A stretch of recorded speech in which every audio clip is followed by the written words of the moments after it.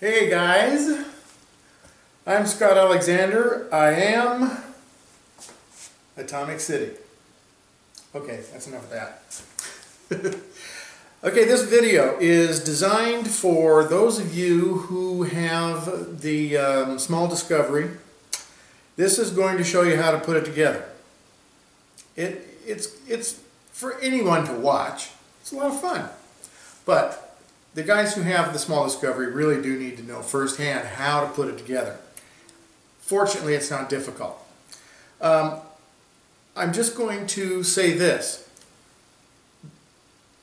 To start watching this video, you need to have all the parts unwrapped and sitting out on a nice clean surface, including the spine rod. This, of course, is the thing that everything hangs on. So, the first thing I want to talk about is module groups. That's what I call them. So for the purpose of this video, you guys can call them whatever you want. I call it a module group. Why? It has modules. They're in a group. Okay. The other thing to note is that each module group, there are 11 module groups. Let me repeat that. There are 11 module groups, numbered 1 through 11. Okay, 1 is at the front. And the way you know which way this thing faces is, first of all, you look for the end. It's got 2 ends. Look for the end that has a little dot. And that dot indicates front, that is to say the forward facing portion, and it also indicates top. The way these module groups are designed is when they're all aligned properly, there's a valley that runs down the length of the ship, or you could say the bottom of the ship is flat. Either way, it does the same thing because it's all the same shape. So you have the dot, which is at the top, and it faces forward. But the other thing you have is inside the little hole here is a number written in pencil. In this case, it's number 1. So it's what is directly behind the command module. Okay, that's an awful lot of words to explain something very simple. And what I'm going to do now is I'm going to assemble the spine. And it's not going to take very long. So I am going to start with number 7. The reason I'm starting with number 7 will become apparent very soon. In front of number 7 there are 6 of the 3-sided modules. Number 7 is the antenna module. It's 4-sided. Has this little slopey deal here, and that faces the rear of the ship. So I am putting that on first, and I don't know exactly where it goes. I'm going to move this for now. So, behind, or in front of, I should say, number 7 goes one of these things. This is what I call a spine module connector.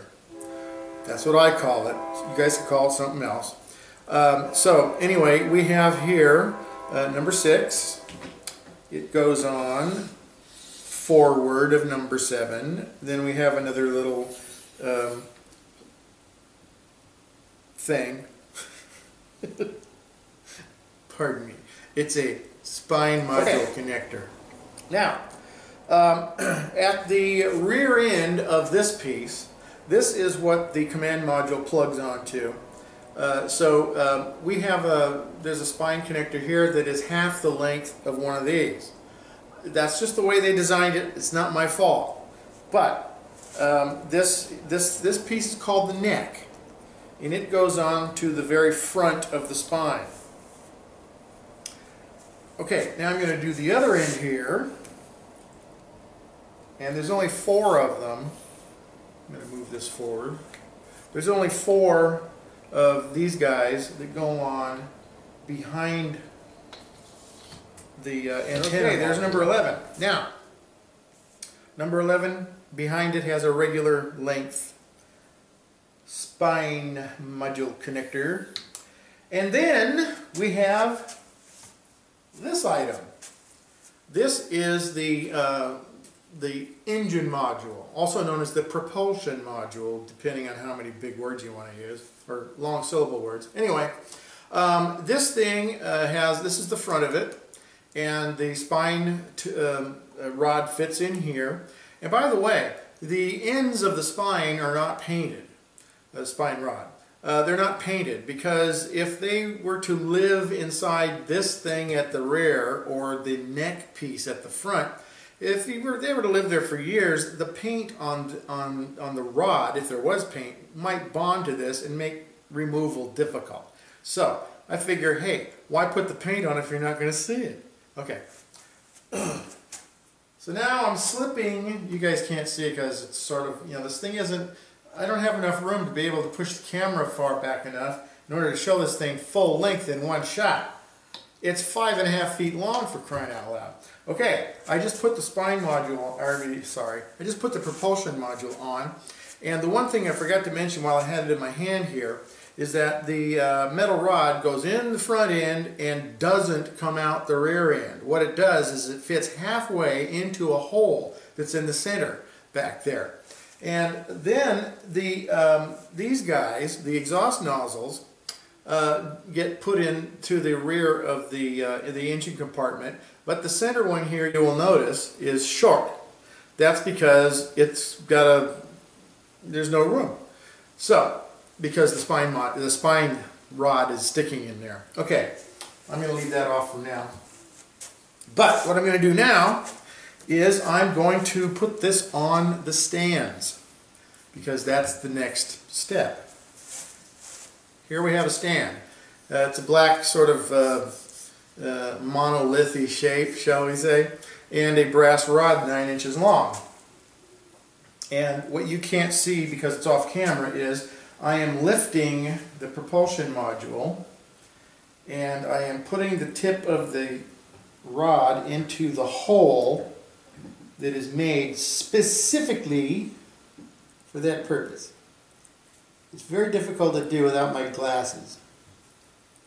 So, there it goes. Okay, that wasn't a click that you heard.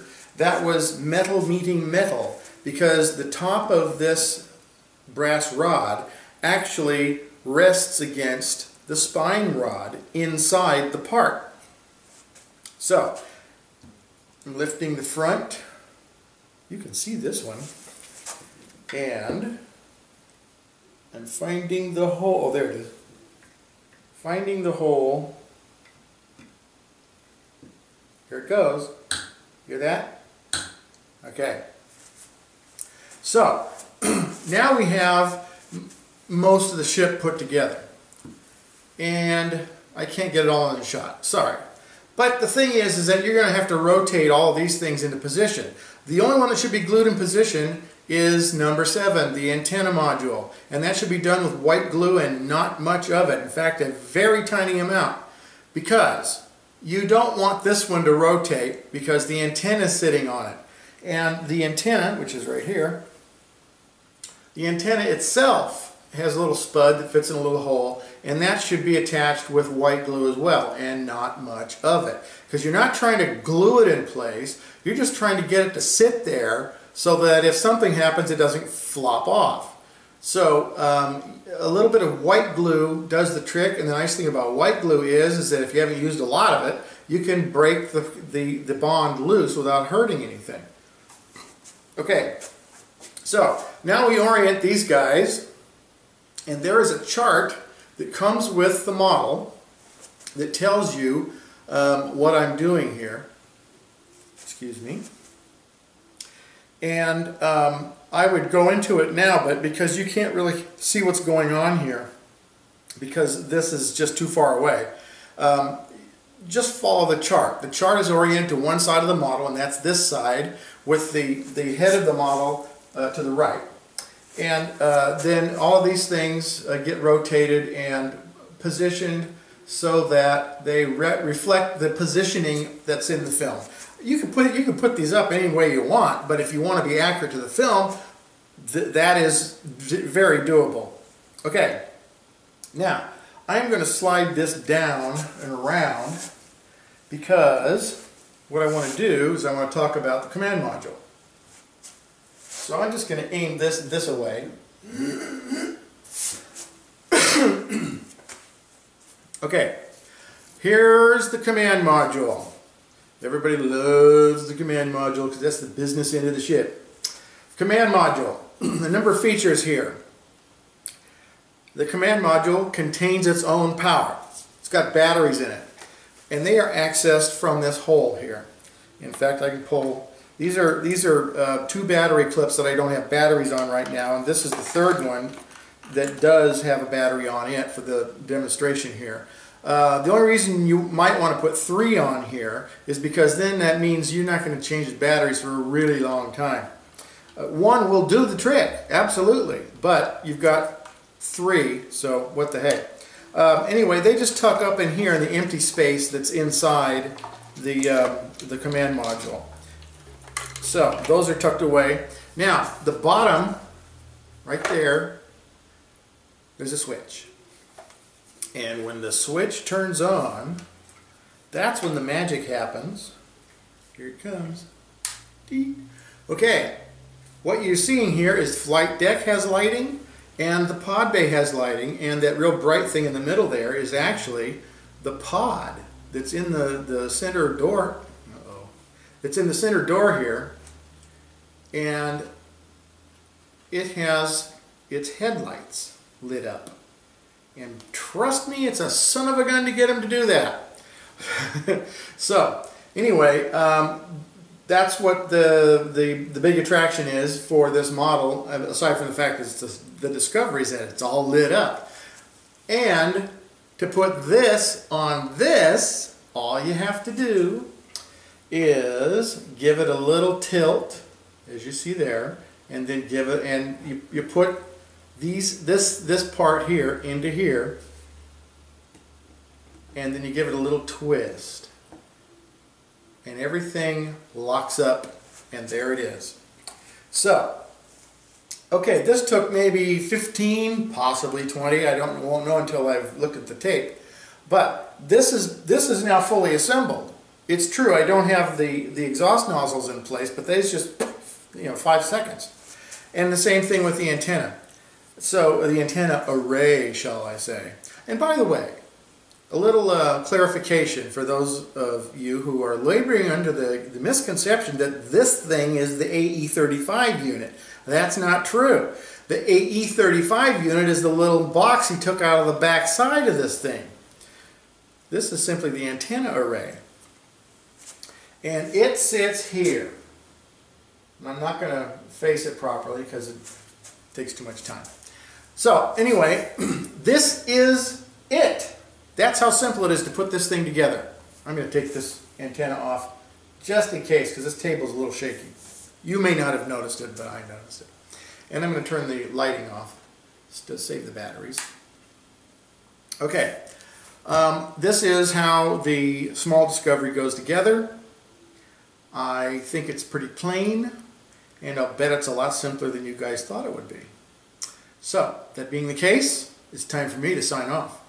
So, I will have another instructional video for the Aries 1B, the big one, the 15-inch Aries, coming up in about a week. So, anyway, see you guys later, and I hope you've had fun.